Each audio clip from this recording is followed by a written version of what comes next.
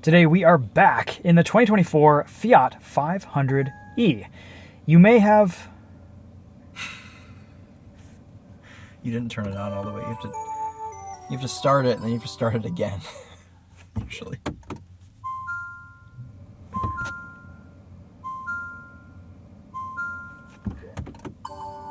Ah, okay.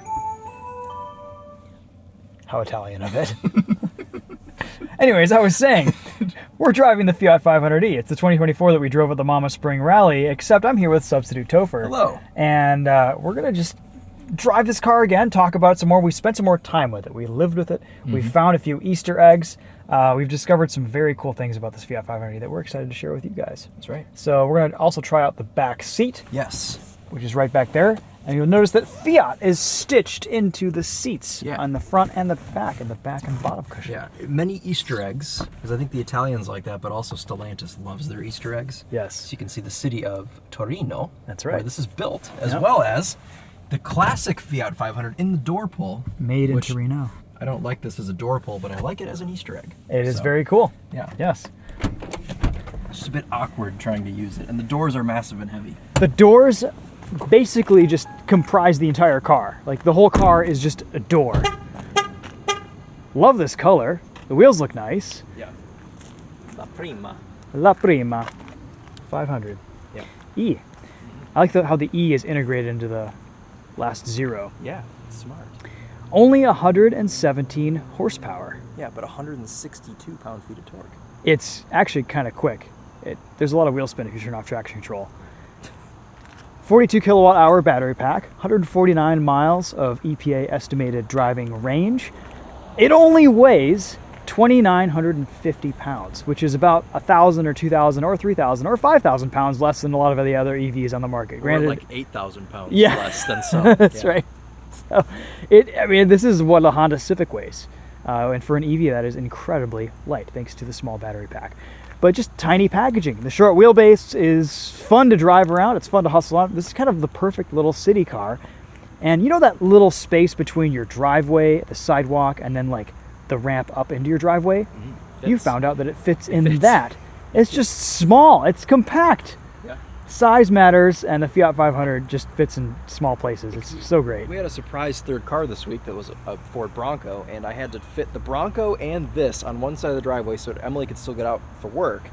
And it worked out well that we had this because it just fits. It didn't block the road. It didn't block the sidewalk. It just very neatly fit in the bottom area of the driveway. If you had a few cars this size, your 2-car garage could become a 4-car garage. Right. Yeah. That's the solution. Let's see. Let's look at the trunk. Let's look back here.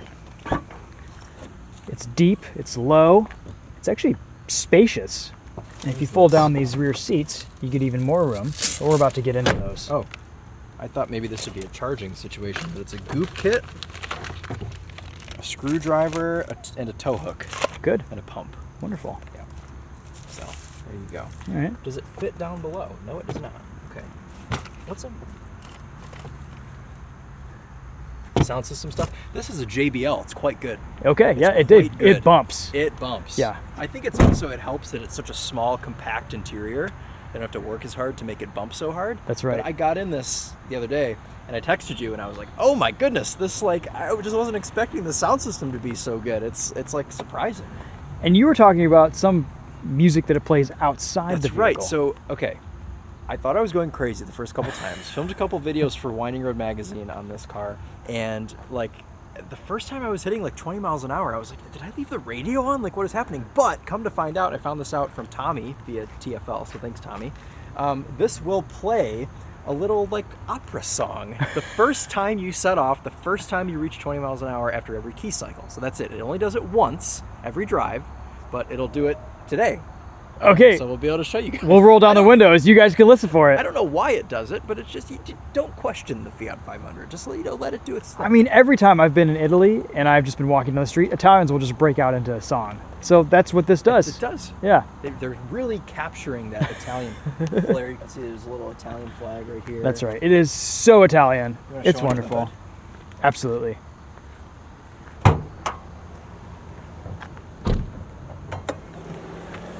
Lovely. Hood struts. Yes. What does this cost? No idea. No idea. I think it varies depending on if it's like at a country dealership where no one wants this or knows what it is, or if it's in the Colorado, city. they're free. Yeah, that's right. Yeah. So somewhere between free and like $35,000 for 40 grand. Probably. Okay, there you go. You've heard it here. Yeah. Ooh, this makes a sound. It's kind of got a little bit of a snoot nose, but it's I think cute. It looks cool from the. It looks a bit angry as well. Yeah. It's got these kind of eyebrows going on. Yes. It's like something cute that's pissed off about something. You know? Yeah. Let's go drive it. I want to hear this 20-mile-an-hour opera song. Christopher back seat though. Oh yeah. All right. Before that, first. we have to do some real journalism.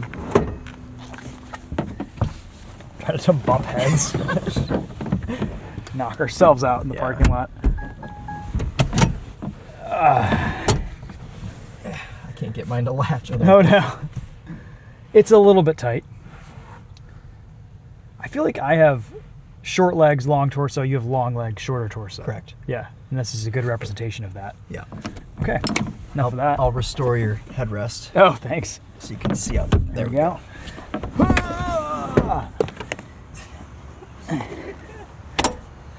Usable back seat if you have small Italian friends or small Italian children. They have to be Italian. They have to be Italian.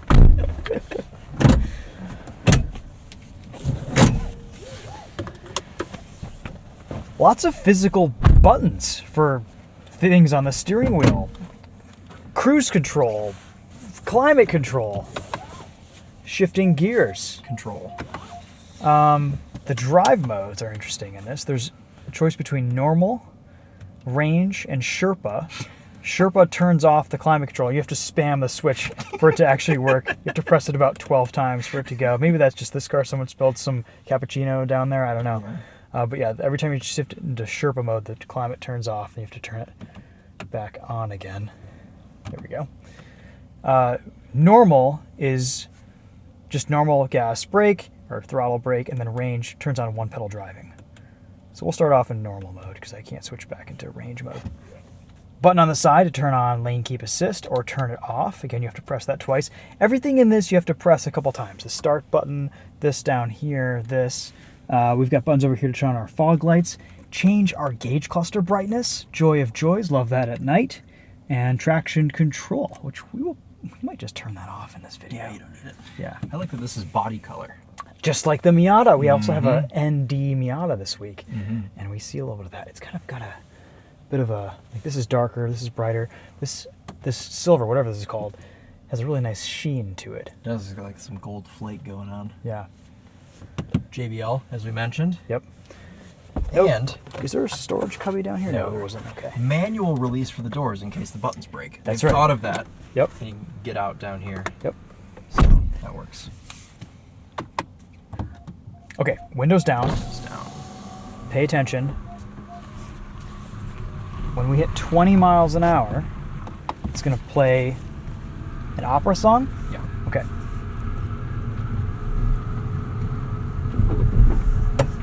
Oh wait, we're in normal. That's good. We'll just stay in normal for now. 18, 19.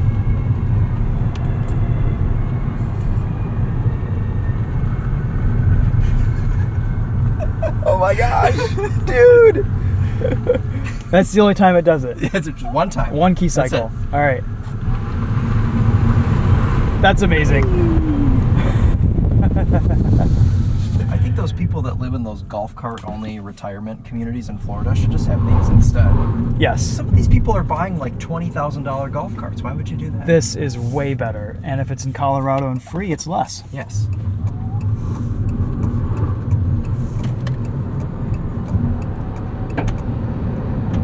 It's actually quick. This is the quickest 117 horsepower car I've ever driven. I know. When you were telling me the power figures earlier, I was like, that can't be right. It feels like it has like 200 horsepower. Ooh, no man. Yeah, that's cool. No, it's just spinning its tires out of every intersection.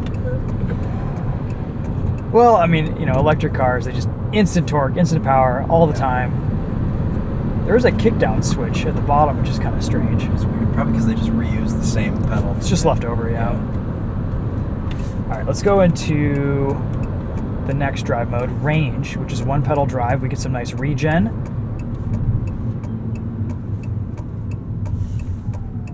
It's usually the, okay, let's go into sport, but there's no sport. There's no sport, that's okay. No sport.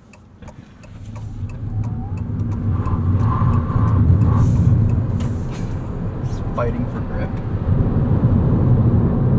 It's genuinely fun to drive. It is. Yeah. Yeah, you just chuck it around, you know. It doesn't feel as top heavy as the normal Fiat 500 just because the center of gravity is so much lower here with the battery pack.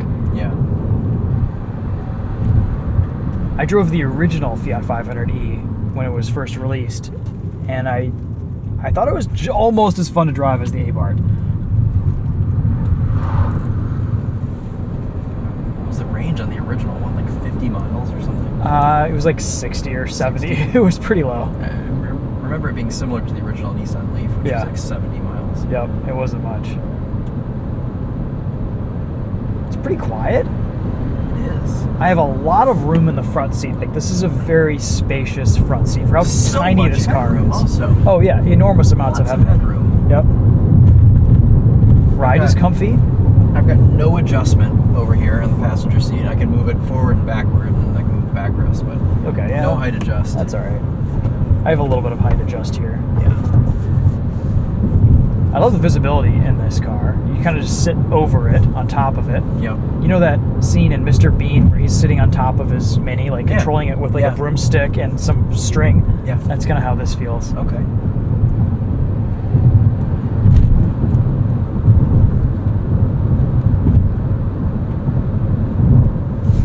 Getting into this at first, I thought there's a little bit too much plastic. But it's so charming, I kind of don't care. And it's not that expensive. And it's so light. I don't know, maybe it's not as cool and lovable as the first generation, but it's still got that same charm. Yeah.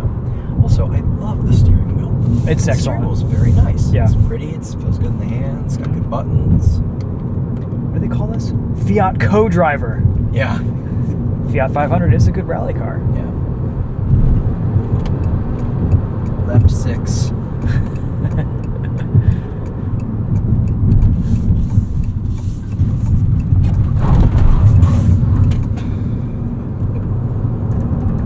That was dramatic. That was dramatic. Let's do a little 0 to 60 here.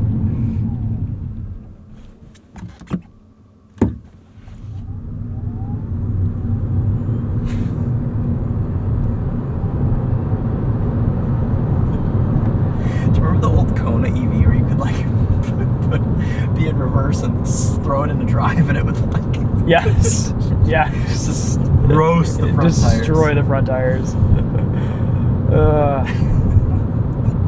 It is a fun EV. I just love that it's so lightweight. I mean, this has to be the lightest EV on the market, except for something that's like basically a glorified golf cart. What's that weird thing you drove inside a warehouse? That probably is lighter than this. Well, that's not technically really a car. It's an auto cycle. It's like a 3-wheeled. Okay, so but that was fast. That was really fast. And yeah, it weighs like 2,000 pounds or 1,800 pounds or something.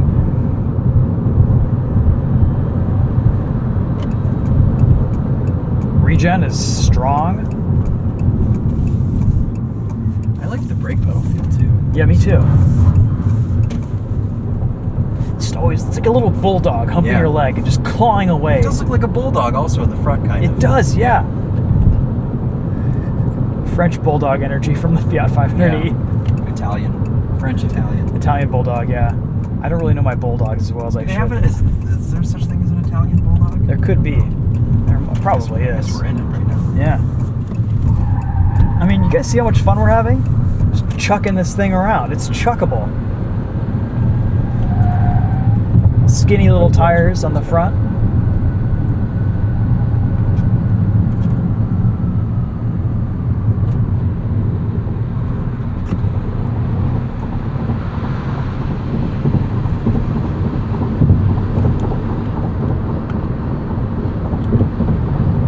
Fiat co-driver. Fiat co-driver. We'll do it with traction control off too. Yeah. Wow, it doesn't care. Stellantis doesn't care.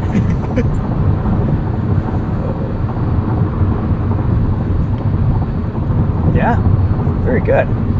This always throws everything off right here, but once we get back into some lines, there we are. Yeah. Good driving assistance tech. Yeah. It's not super loud in here. It's comfy. It's nice.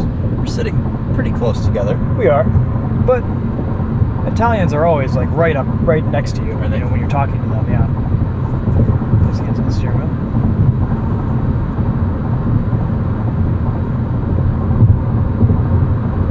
It's cute. It's dolce. It's a lovable little thing. Mm-hmm. Let's take some more turns. Okay. I wish it had a handbrake. I know, it needs a handbrake.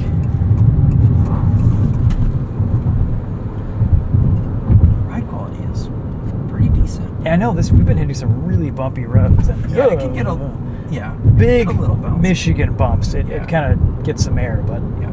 that's okay. Yeah, it needs a handbrake. I wonder if the parking brake would just work. Maybe. It's kind of sad to have lived through the time in the demise of the handbrake, handbrake turn. Uh-huh.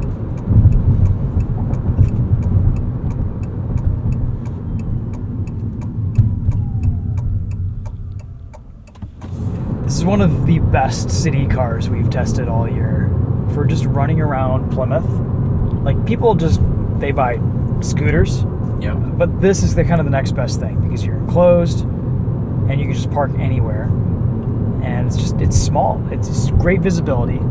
Fantastic city car. Yeah. You can put this just about anywhere. And in the city, you don't need a ton of range. I would argue that most people don't need more range than what this offers. No. No, people are like obsessed with having 400 miles of range so they can take their one road trip a year. Chances are your EV is your second car anyway. Yeah. And this would definitely be a second car. Yeah. Unless if all you need is what this offers. Yeah, this would be great for living downtown Chicago or something, just to have a car for when you need a car. Drive it a few times a month and it's your... You wouldn't even need level 2 charging because the battery pack is so small. Yeah. You said in your garage it charged in like 2 hours. Yeah, it went from like 50 to 100 in like 2 hours on level 2. That's awesome. Yeah. Usually it takes a car overnight to do that.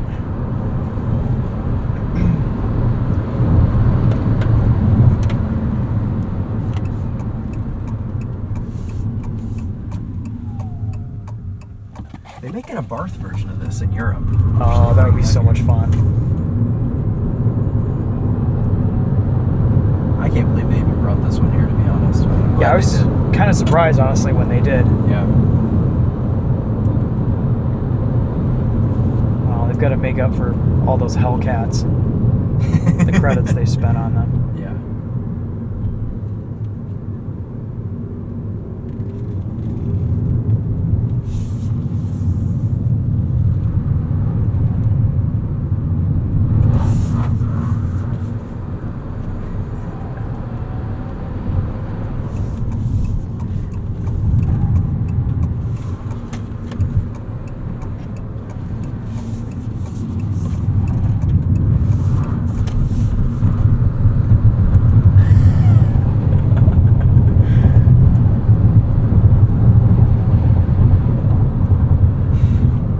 Joking that this would like outrun a lot of things from like 0 to 20 in the real world. Like just racing through the city. It doesn't get much faster than this. No. Yeah, I assume this is slightly larger than the previous generation Fiat 500. Probably not by much.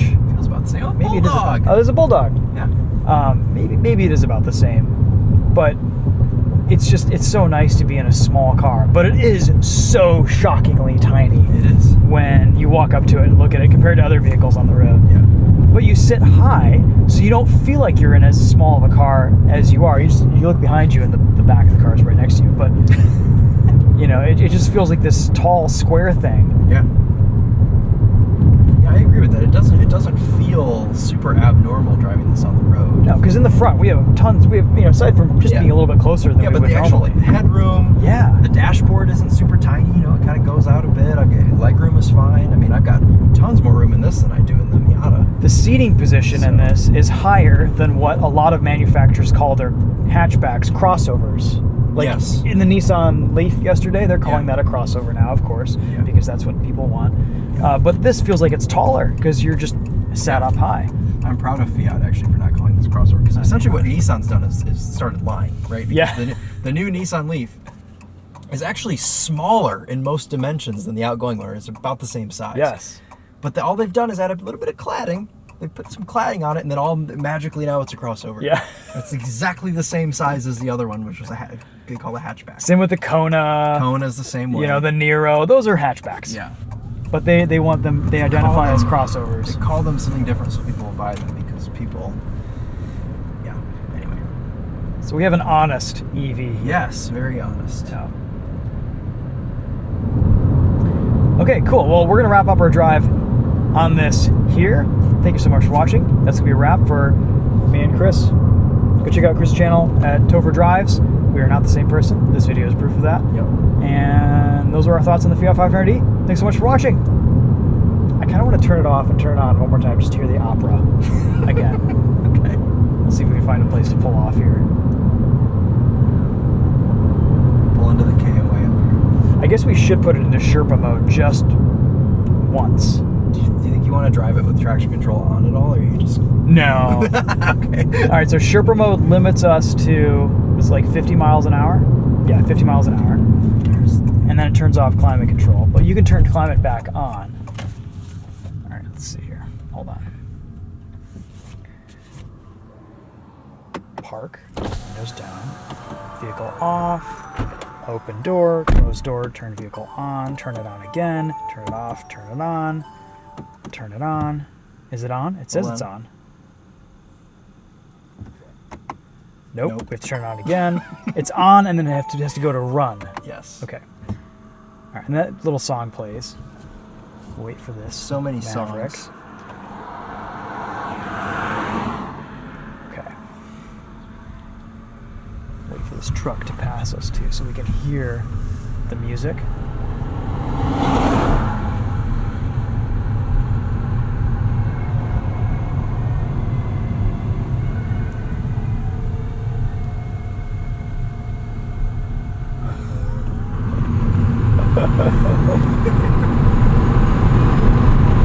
Okay. All right, so Sherpa mode. It does limit you to 50 miles an hour. You said you go 51. Well, it was, you know, Okay. 50-ish. 50-ish. But if you push through the kickdown switch, Oh, put you in the... you can I see. override. You can Okay. override Sherpa mode. So in an emergency situation. Yeah. So has it taken us? It still left us in Sherpa mode, but kickdown switch will take us past it, and then if you let off and go again, it'll. Maybe if you go below 50, it'll re-engage Sherpa mode. Yep. Okay. All right. It's an odd drive What mode. does Sherpa mean? So Sherpas are the like guides, or like just like the guys that take you up, like Mount Everest, Oh, I see. Nepal, you know, that area, and they're like smoking a cigarette the whole time, but they go very slowly, and their lungs have like huge capacity. They're very efficient, Okay. but they move. Compared to tourists, they probably move at a pretty fast pace. I actually don't really know enough about Sherpas to really like validate that analogy. Okay. Someone in the comments will if they've watched this long. Yeah, my dad had to hire Sherpas when he like climbed part of Mount Everest during his like midlife crisis in the 70s or whatever. So that's all I know about Sherpa. They were smoking cigarettes the whole time up, and he was like gasping for air every like step. And they're like, come on, hurry up. Yeah. So. Okay. Well, there you go. Yep. On that note, we'll end our review on the Fiat 500e. Thanks for watching.